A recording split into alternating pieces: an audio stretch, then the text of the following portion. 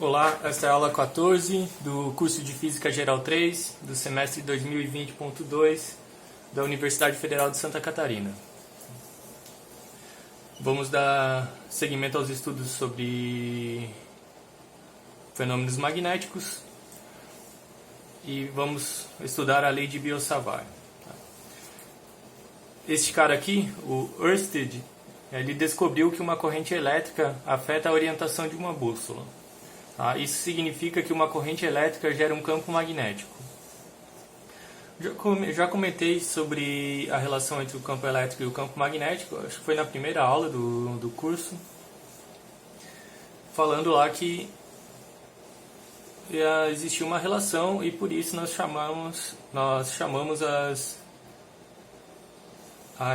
de interação eletromagnética, porque eles são manifestações diferentes de uma mesma coisa. Tá?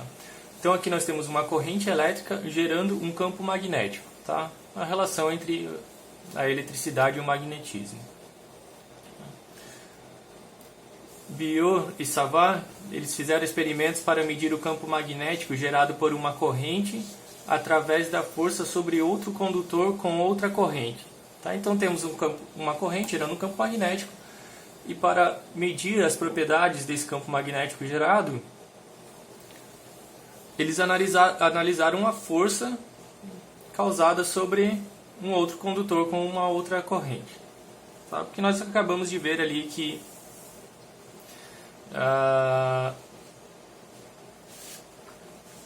na aula anterior nós vimos que um campo magnético ele gera força sobre uma corrente, certo? Então aqui estão usando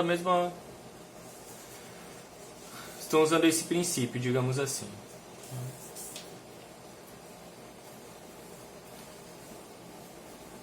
E as observações de Biot e Savart, elas podem ser escritas como a seguinte fórmula. Tá? 1 dB, que é o campo gerado pelo elemento IDL. Tá? Então aqui eu não estou analisando a força sobre um elemento IDL. Aqui eu estou vendo o campo magnético gerado pelo elemento IDL. Uma constante aqui, μ0 sobre 4π, e esse μ0 ele tem o valor exato, tá? É definido como 4π vezes 10 na menos 7 Tesla vezes metro por ampere. Tá? É a chamada de permeabilidade magnética do vácuo. Tá? Então esse daqui é um valor exato. E é definido com esse 4π aqui por conveniência, algumas coisas. Tá? Então temos aqui o IDL, que é o elemento de corrente que está gerando o campo. Né? Aqui temos um versor R e uma distância R ao quadrado aqui. Tá? Então R é a distância entre IDL e o ponto onde o campo é calculado. E R é o versor que vai de IDL na direção do ponto onde dB é calculado. Tá? Daqui a pouco eu vou resolver um exemplo e vai ficar claro a aplicação eu espero que fique claro a aplicação dessa fórmula aqui e o valor de R, né, quanto vale o R e esse versor R acento circunflexo aqui. Tá? Esta fórmula ela é correta para correntes estacionárias. No entanto, não é possível ter uma corrente estacionária em um elemento DL. Tá? Se eu tenho só um elemento DL pequeno, eu não consigo ter uma corrente estacionária ali. Tá? Lembre-se que para ter uma corrente estacionária eu preciso ter um circuito fechado. Tá? E para ter um circuito fechado, então eu não posso ter somente um elemento DL ali, um comprimento infinitesimal pequeno ali, tá? Então, esta fórmula ela deve ser vista como um artifício para se calcular o campo magnético gerado, tá? Okay. Bom, ainda assim, ela é uma boa aproximação para o campo gerado por uma carga em movimento com uma velocidade muito menor do que a velocidade da luz. Tá? Ou seja, se eu tenho ali uma carga que que eu posso tratar como um pequeno elemento de corrente IDL, né, uma carga em movimento, se essa velocidade é muito menor que a velocidade da luz, eu posso aplicar essa fórmula aqui, ela vai servir como uma boa aproximação, tá? Mas é importante então ter em mente que essa fórmula aqui é válida para correntes estacionárias, tá? A corrente ela não pode variar com o tempo, para ela ser 100% exata, tá? E ela só tem sentido realmente, né, se eu integrar sobre um circuito fechado, onde eu tenha de fato uma corrente estacionária, né, que não varia com o tempo. Nós podemos notar diferenças e similaridades com a lei de Coulomb. Na lei de Coulomb, a dependência era com 1 sobre r ao quadrado, também a distância entre as cargas. Aqui nós temos a mesma coisa, a dependência, quer dizer, lá da lei de Coulomb é entre as cargas, né, mas para o campo magnético gerado por o campo elétrico gerado por uma carga pontual, a distância entre o ponto onde eu estou calculando o campo elétrico e o ponto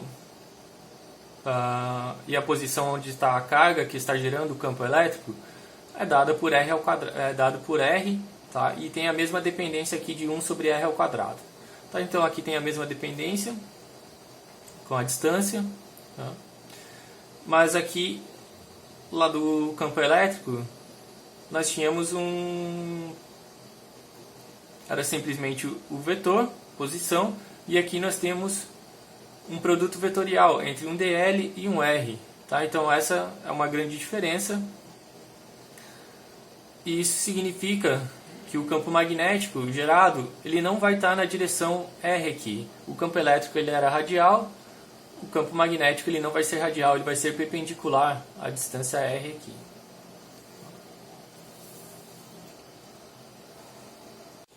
Vejamos um exemplo para aplicar a fórmula da lei de Biot-Savart. Calcule o campo gerado por um fio, o campo magnético gerado por um fio infinito ou um fio muito comprido, pelo qual passa uma corrente I a uma distância A do fio. Então, vamos aplicar essa fórmula e infelizmente eu preciso virar a página aqui.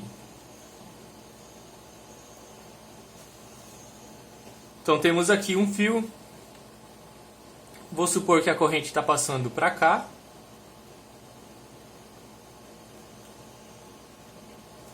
nessa direção, e eu quero calcular o campo magnético neste ponto aqui, que está a uma distância A do fio. Por conveniência eu coloquei aqui tudo no plano, mas nós vamos chegar no resultado. Também seria válido como se esse ponto A estivesse aqui em cima ou estivesse em algum outro ponto. Tá?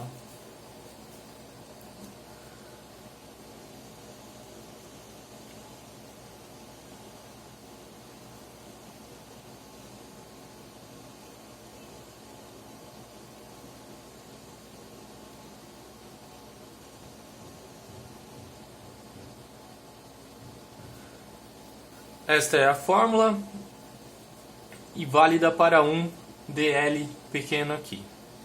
Então eu vou indicar um dl. É importante aqui, o dl ele é na direção da corrente. Tá? Então o dl eu posso pegar um pedacinho aqui.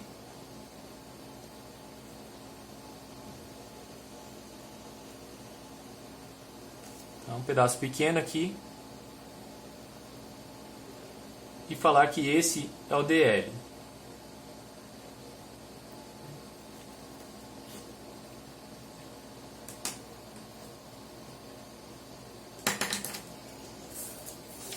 Precisamos identificar as outras coisas aqui. Essa distância r, tá? Então é a distância entre o elemento dl e o ponto onde está sendo calculado o campo. Tá? E a direção dele, ele vai do dl para cá. Tá?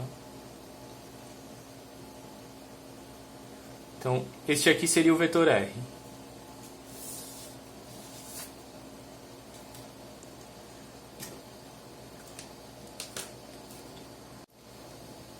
Bom, Bom, obviamente nós temos R versor é igual ao R vetor dividido pelo módulo dele. Nós podemos então calcular agora esse produto vetorial aqui, já que nós temos os dois vetores indicados ali. Então dl produto vetorial com o vetor R, tá? Basta eu acrescentar um R aqui embaixo e eu vou ter o vetor R. Vai ser o que? É o módulo de um vezes o módulo de outro vezes o seno do ângulo entre eles. Vou indicar aqui como seno de θ, e eu já vou indicar na figura qual é, vezes a direção do vetor resultante. Tá? Vamos analisar qual é a direção desse vetor resultante. Aqui eu estou fazendo dl produto vetorial com R. Pela regra da mão direita, tenho dl para cá. Eu vou girar em direção ao vetor R com o menor ângulo entre eles, este ângulo daqui para cá, e o polegar vai estar apontando para baixo. Tá? Então, se eu indicasse aqui um sistema de coordenadas normal, né? X na horizontal, Y na vertical e Z aqui perpendicular à página, estaria na direção menos Z. Só que se eu tivesse essa distância A aqui para o outro lado, ele estaria na direção mais Z, o vetor resultante. Né? Se esse ponto estivesse aqui do outro lado, pela regra da mão direita, a direção resultante do vetor resultante estaria aqui na direção mais Z. Se eu tivesse com um ponto aqui em cima, ele estaria aqui na horizontal, e no outro ponto estaria na horizontal para o outro lado. Tá? Então isso, em termos das coordenadas esféricas, dá o vetor chamado de vetor φ, que ele é sempre perpendicular a R, e ele vai mudando de direção conforme nós mudamos a direção de R. Mas é o versor que está em volta aqui das coordenadas esféricas.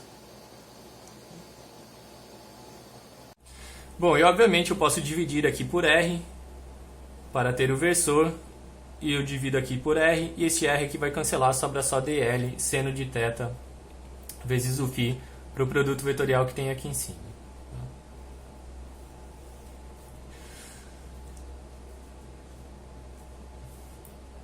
Portanto, eu preciso calcular agora, levando a contribuição de cada dl aqui para todo o fio.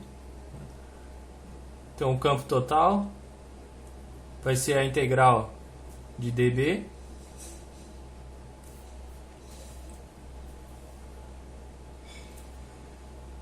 μ0 sobre 4π eu posso tirar da integral, uma constante. Tá? A corrente I que passa no fio também é uma corrente constante, eu posso tirar da integral.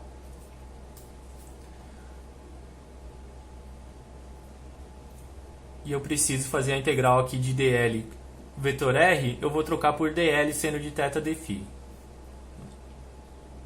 dl seno de θ, dφ não, perdão, versor φ. O versor φ posso tirar da integral também, tá? E está dividido aqui por R ao quadrado.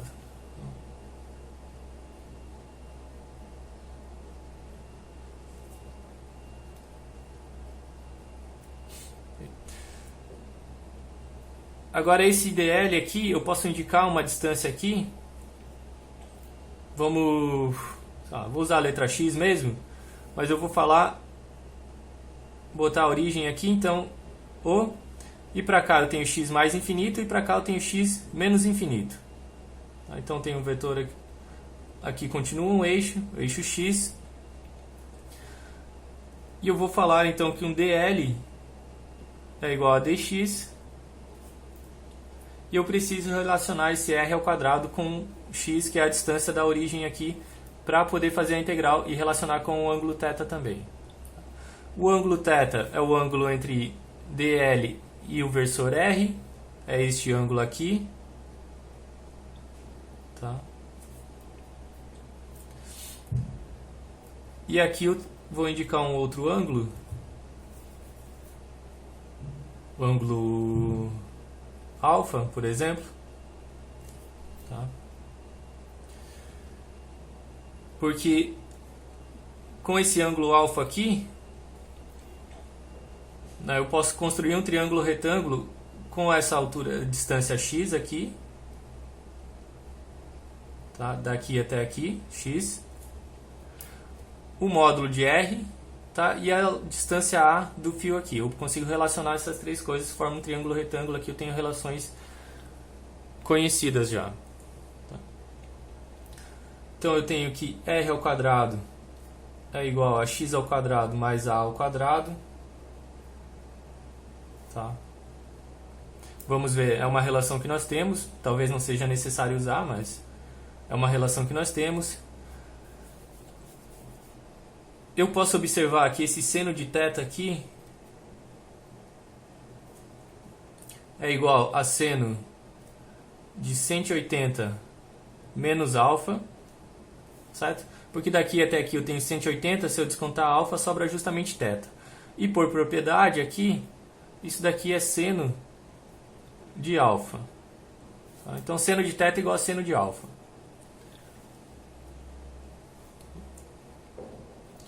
Que mais relações eu tenho?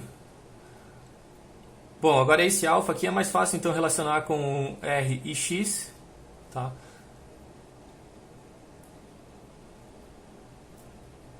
Seno de alfa é o cateto oposto sobre a hipotenusa. Então é A, que é uma grandeza constante, para a gente é conveniente, sobre o módulo de R.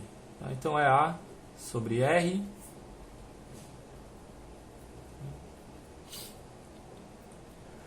E agora eu preciso decidir em qual variável eu vou integrar. Tá? Porque aqui eu vou fazer a variável de integração, aqui ela está com um dx. Então ou eu passo então o alfa e r, né, θ ou alfa e r, tudo para a coordenada x para poder fazer a integral, ou eu passo tudo para a coordenada r, ou eu passo tudo para a coordenada x. Bom, eu já sei que é conveniente fazer a integral no ângulo. Então eu vou passar tudo para a coordenada alfa. Tá? Então aqui, 1 sobre r ao quadrado, eu sei que vale seno ao quadrado de alfa sobre a. Tá? Dessa relação aqui, e o 1 sobre r ao quadrado é o que eu tenho ali. Tá? Bom, o seno de θ passou a ser seno de alfa, já está escrito em termos de alfa, o r eu escrevi, agora eu preciso escrever então o dl ou dx em termos do ângulo. Tá? Então, como eu não quero voltar para a coordenada r, eu vou usar uma outra relação aqui do triângulo retângulo para ter a relação entre x e o ângulo. Tá? Bom, a tangente de alfa é igual a A sobre x. Tá? Com isso, eu consigo calcular aqui que dx... eu passo x para o outro lado, a tangente aqui para baixo, vejo numa tabela de integrais, isso vai dar a dθ sobre seno ao quadrado de θ. Θ não, é alfa aqui, perdão, tá?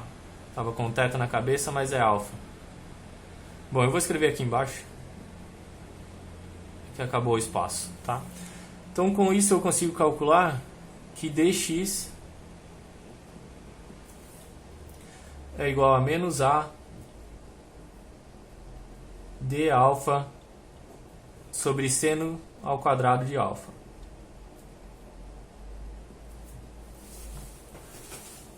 Então agora eu escrevi dx em termos de alfa, r em termos de alfa, eu posso botar aqui na integral e fazer. Tá? Então isso daqui vai dar b igual a μ0i sobre 4π vezes a integral. Nós já vamos analisar os limites de integração. Tá? Seno de θ é seno de alfa, então é seno de alfa. 1 sobre r ao quadrado é seno ao quadrado de alfa sobre a ao quadrado. E o dx passou a ser dl e passou a ser menos a sobre seno ao quadrado de alfa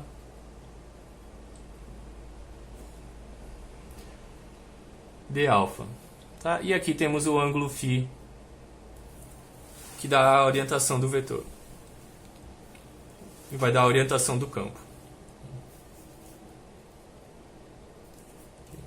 Agora esse ângulo alfa vai de onde até onde? Tá? Bom, se eu começar, eu posso ver que a contribuição da parte de cima aqui é igual à contribuição da parte de baixo.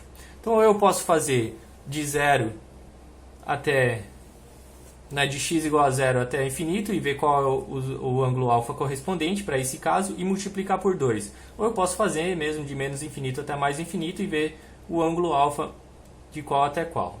Tá? Então aqui, quando x ele vai para mais infinito, o ângulo alfa ele vale quanto? Ele vai para 0, certo? Quanto mais eu subo aqui, menor vai ficar esse ângulo e ele vale 0. Tá? Então a limite de integração aqui superior eu posso botar como 0. Tá? E o limite aqui de baixo, quando o r vai para cá, esse alfa ele vai para π. Tá? E eu posso fazer a integração aqui então de π ou menos π, vai dar a mesma, tá? Até o limite de integração 0 aqui. Tá?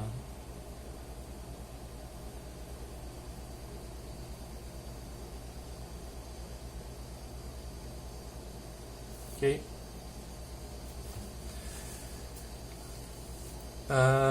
Então aqui, seno ao quadrado de alfa cancela com esse, aqui um a ao quadrado vai cancelar com esse.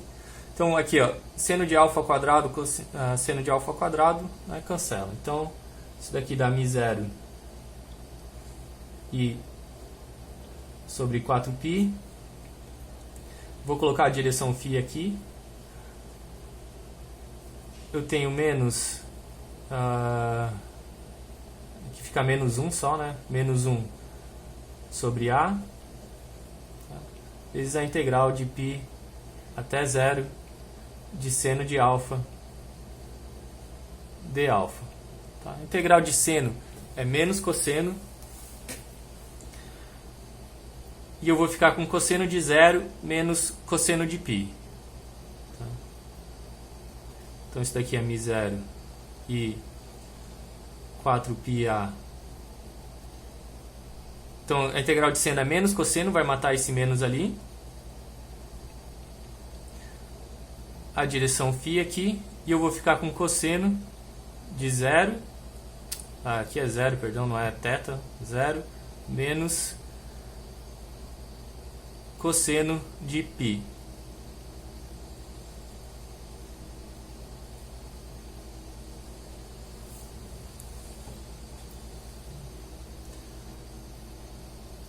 Cosseno de 0 é 1. Cosseno de π é menos 1, com o menos daqui vai ficar mais, vai dar 2 vezes aqui. Então fica 2 μ0i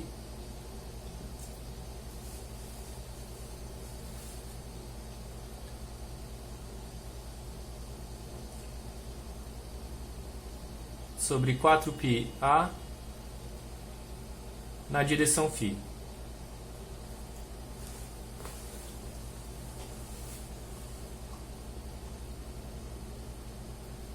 Tá? O 2 aqui eu posso cancelar com um 4 ali. Esse daqui dá μ0 e sobre 2πa na direção φ.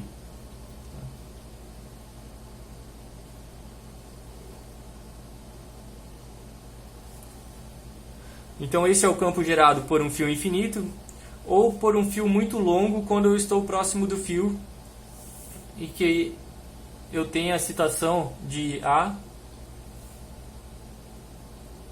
muito menor do que o comprimento do fio. Tá? Neste caso, essa fórmula aqui também é uma boa aproximação. Né? Quando a distância que eu estou do fio é muito menor do que o comprimento do fio, essa fórmula é uma boa aproximação. Tá? E para visualizar então melhor a direção desse ângulo φ aqui, nós podemos usar a regra da mão direita.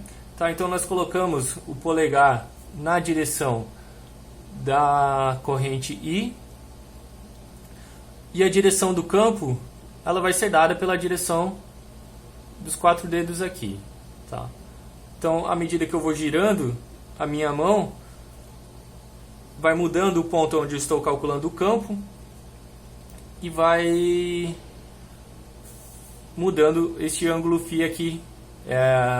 Ângulo φ não, este versor φ, ele vai mudando a direção, tá? É a regra da mão direita. No livro lá tem um desenho mais fácil, tá?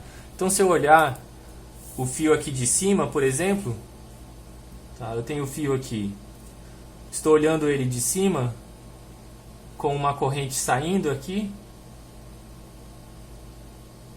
eu vou ter o campo magnético que vão ser círculos concêntricos. Círculos concêntricos, tá? Então, se a corrente aqui está saindo da página, aqui o fio, pela regra da mão direita, o campo magnético ele vai ter essa orientação aqui a cada instante, tá? Sempre perpendicular aqui ao círculo, tá? B, B, B, em diferentes pontos. Se a corrente está entrando na página no sentido contrário, então eu vou inverter o sentido desse campo magnético aqui gerado. Vejamos outro exemplo. Calcule o campo gerado por uma espira circular ao longo do seu eixo. Temos aqui a espira. Tem uma corrente passando aqui nesse sentido, uma corrente I. E aqui tem o eixo perpendicular ao plano da espira que passa pelo centro da espira. Então, se eu pegar um elemento aqui dl, que estaria aqui no plano da página, por exemplo, então dl estaria aqui nesse sentido. Aqui em 3 dimensões é difícil desenhar, mas esse dl, imaginem que a espira estivesse com um plano aqui perpendicular à página, o dl então ele está tangente à espira sempre, tá? O dl é sempre tangente à espira, né? Mas aqui no desenho parece que está para cima, parece que está perpendicular ao plano da espira, mas não é, tá? Ele está tangente à espira sempre. Então esse é o elemento dl. Note que se eu mudar o ponto onde eu estou calculando o dl, vai mudar a orientação dele. Então ele vai ter sempre a orientação do ângulo φ das coordenadas esféricas. Sempre perpendicular ao raio, vai mudando a orientação, né? E sempre tangente à espira, né? Então, nesse ponto aqui, ele vai gerar um campo magnético dado pelo quê? Tem o vetor R aqui.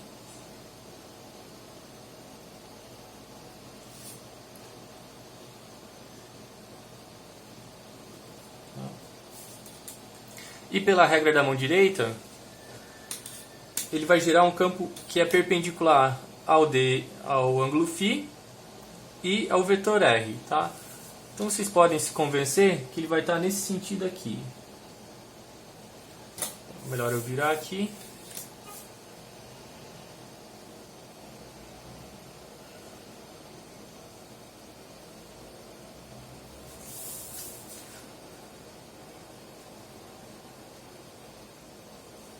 Ele vai estar nessa direção, o campo elétrico gerado por esse elemento aqui.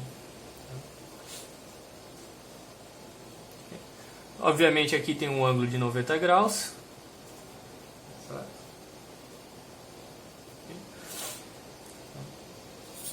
Agora, se eu pegar um elemento aqui do outro lado, um dl que está aqui,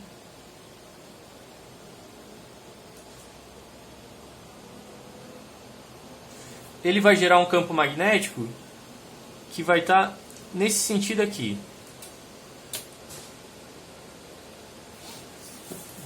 Deixa eu desenhar aqui.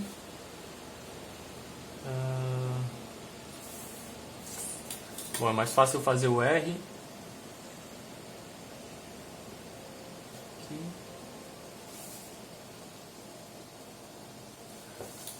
E depois desenhar aqui.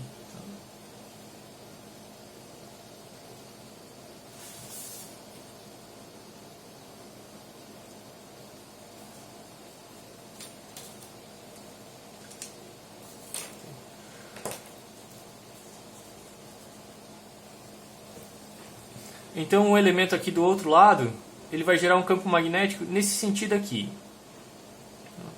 E para cada pedacinho que eu pegar aqui, vai ter um elemento do lado oposto, gerando um campo magnético em que as direções horizontais aqui se cancelam e as direções verticais se somam, né? Porque se eu somar aqui esse vetor com esse aqui, a componente horizontal aqui desse aqui vai cancelar desse aqui, mas as componentes verticais elas vão se somar. Então para a gente interessa calcular somente as componentes verticais aqui, que são dadas aqui por cosseno de alfa. Tá? Então para a gente interessa calcular somente o campo, o módulo dele aqui. Então a direção nós sabemos, então aqui em termos do módulo vai ser a integral aqui de dB vezes o cosseno de alfa aqui, tá? Que me dá a projeção aqui da vertical do vetor dB. Então eu sei que o vetor resultante, quando eu fizer a integral, ele vai estar somente na vertical, tá? Então aqui eu vou usar dl produto vetorial aqui conversor R, eu vou usar somente o módulo dele, que é simplesmente o módulo de dl, tá? Vezes o ângulo entre dl, o módulo de dl dl, o módulo de R é 1, né, um versor unitário, e o ângulo entre eles vale quanto? Que eu vou indicar seno de θ, pode ser? Tá? Como o dl aqui está no plano da espira e o versor R está para cá, ele está sempre perpendicular, tá? Então esse θ aqui ele vale 90 graus. Okay? Então aqui θ é igual a 90 graus. Tá? É meio ruim de ver aqui pela figura, mas se vocês imaginarem que tem o plano da espira aqui perpendicular à página, tá? E o vetor R ele está para cá, ele vai ser sempre perpendicular. Tá? Então aqui é seno de 90 graus, que é 1, então é simplesmente dl. Okay? Tá? Aqui, à medida que eu vou caminhando aqui pela espira, mudando o dl, a distância R, o módulo de R, ele permanece sempre o mesmo. Tá? Então eu também vou poder tirar ele da integral. E em termos aqui da altura do ponto aqui ao plano da espira, que eu posso chamar de y, ele vai ser o quê? Ele vai ser a raiz de y ao quadrado mais o raio da espira ao quadrado. Tá? A espira tem um raio R, raio ao quadrado. Então aqui eu estou construindo os elementos da fórmula da lei de Biot-Savart. Então eu construí dl produto vetorial com R, o R aqui, né, que para o ponto fixo aqui ele vai ser uma constante, né? Eu vou mudar o y, mas quando eu faço a integral aqui no dB não muda nada. E o que mais falta analisar? Bom, falta analisar esse cosseno de alfa aqui e escrever em termos de y e r, que são as grandezas dadas pelo problema. Tá? Então aqui eu tenho alfa, aqui eu tenho beta, e aqui eu tenho um ângulo de 90 graus. Então eu sei que 180 graus, que é daqui até aqui, é igual a alfa mais beta mais o 90 graus. Então daqui eu tiro que beta é igual a 90 graus menos alfa. E eu sei que, por propriedade, que o cosseno de alfa, que é o que aparece ali, vai ser igual a seno de beta. Tá? E o seno de beta, eu consigo montar aqui um triângulo retângulo e relacionar com y e r. Tá? Seno de beta é cateto oposto dividido pela hipotenusa. Então vale r sobre rzinho. Agora eu posso colocar tudo na fórmula. Então o campo B vai ser μ0 i sobre 4π. Agora eu vou construir a integral de dl, é o que sobrou em cima, dividido por r ao quadrado, tá? Então que é y ao quadrado mais r ao quadrado, okay, vezes o cosseno de alfa, que é r, dividido por rzinho, também, tá? Que é a raiz de y ao quadrado mais r ao quadrado.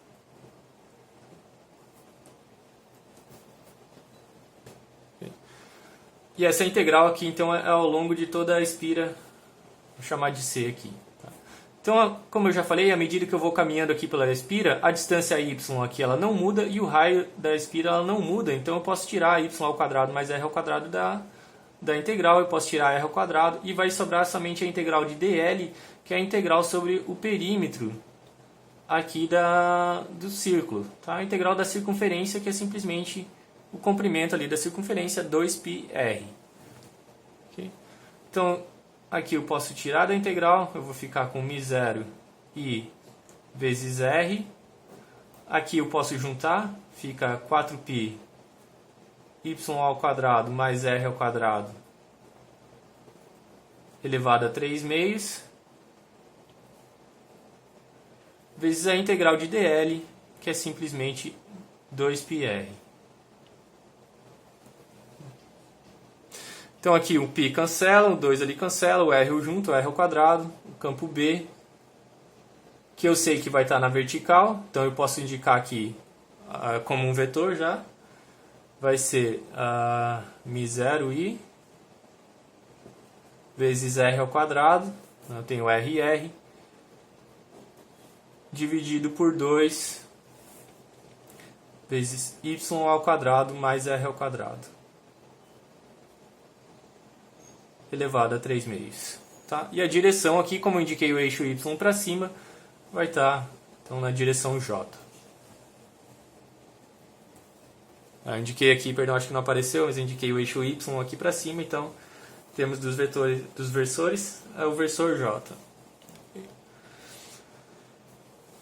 Então só para recapitular, né? Para cada elemento que eu tenho aqui, eu vou ter um elemento oposto gerando um campo magnético aqui, que tem uma componente horizontal igual, mas no sentido contrário, então as componentes horizontais se cancelam, sobra somente as componentes verticais, que vão ser dadas aqui pelo cosseno de alfa, né?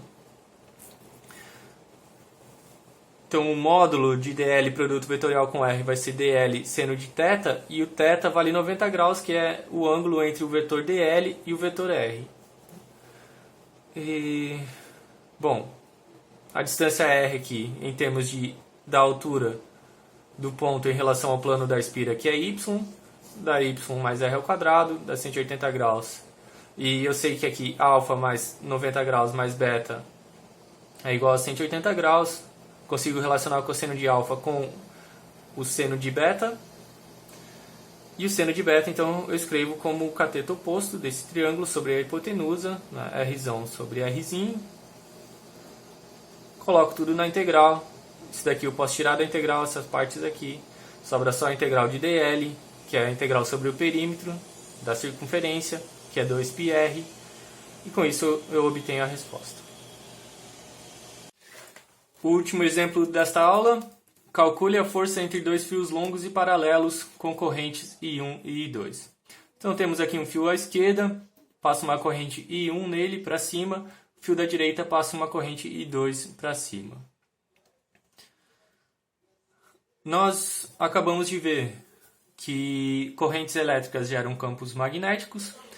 Então, na posição aqui do fio 1, vai ter um campo magnético gerado pelo fio 2 e vice-versa.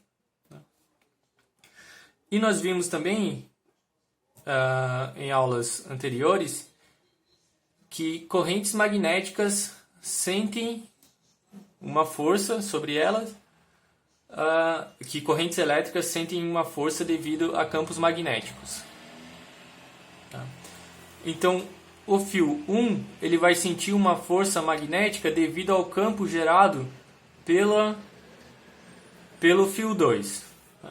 E a expressão da força é a seguinte. Nós já vimos, tá?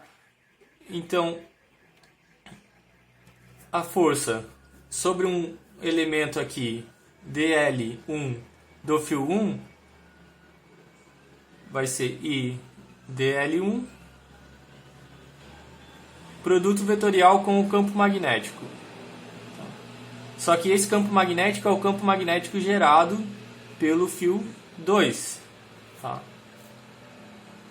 E tem uma mesma expressão para o fio 2 aqui. Tá? Vai ter uma força devido ao campo magnético gerado pelo fio 1 sobre o fio 2.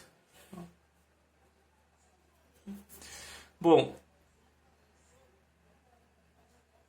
calculamos o campo magnético gerado pelo fio 2 e a expressão nós já vimos, acabamos de ver, é 2πa, tá? E A aqui, portanto, é a distância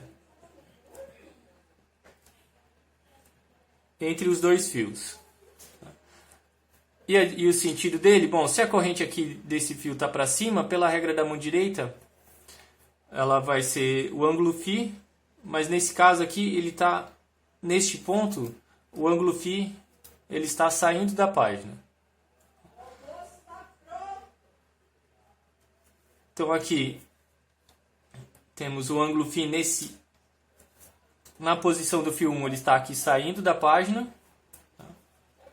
E nós podemos analisar o sentido então da força causada pelo campo 2 sobre o fio 1. Aqui eu posso indicar um DL, aqui vou indicar em vermelho para aparecer.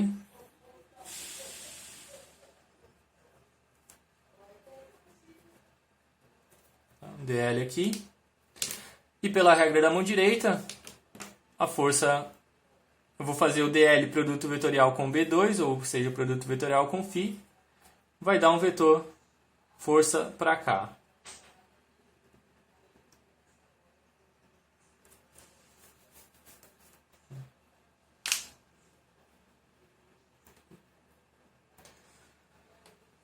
Então, assim, a força sentida pelo fio 1 devido ao campo magnético gerado por 2 está aqui na direção do fio 2. E por ação e reação vai ter uma força causada pelo campo magnético gerado pelo fio 1 sobre o fio 2 em sentido contrário aqui. Tá? Então, para correntes no mesmo sentido, vamos botar aqui.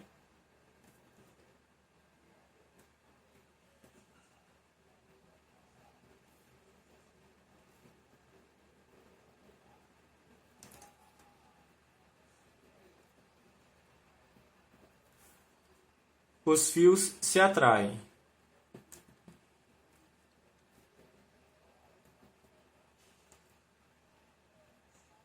Tá?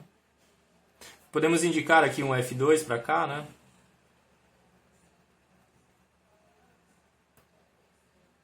Um DF2 para cá. E para correntes no sentido oposto se repelem. Tá?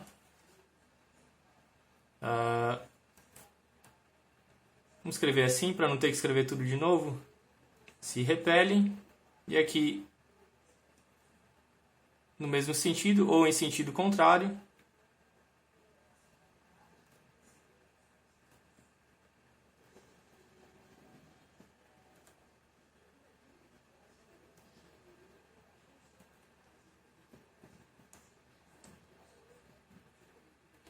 Ou em sentidos contrários, né? Então, para correntes em sentidos contrários, os fios se repelem, e para correntes no mesmo sentido, os fios se atraem.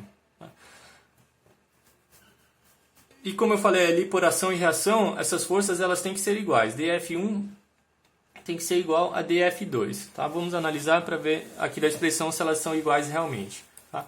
Aqui, B é 2, bom, é gerado pela corrente I2. Então,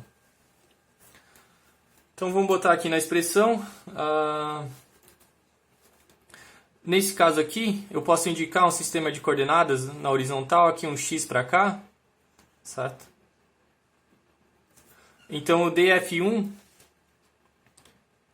aqui é i1, também eu esqueci, tá? Ele vai ser dado por i1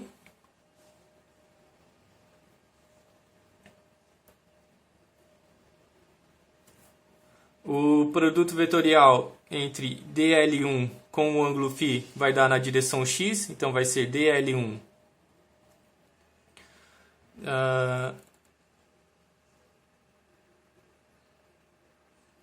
vezes o campo ali, que é μ0 e 2, tudo isso dividido por 2πa,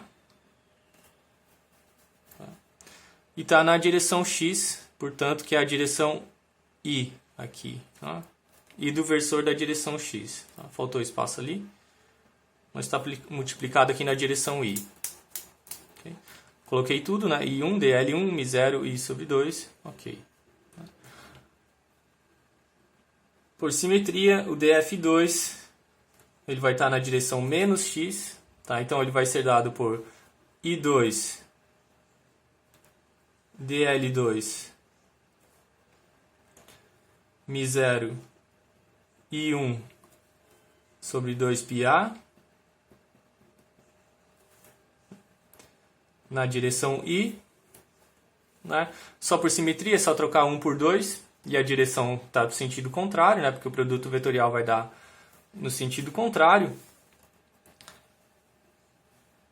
Então nós verificamos realmente que df2 é igual a menos df1 usando a fórmula e está de acordo com a terceira lei de Newton, de ação e reação.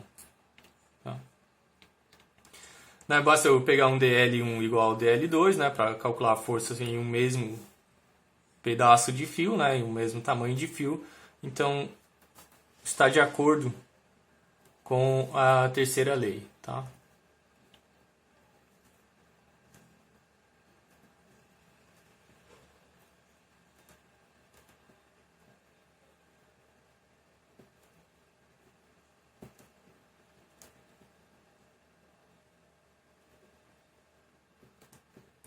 Okay?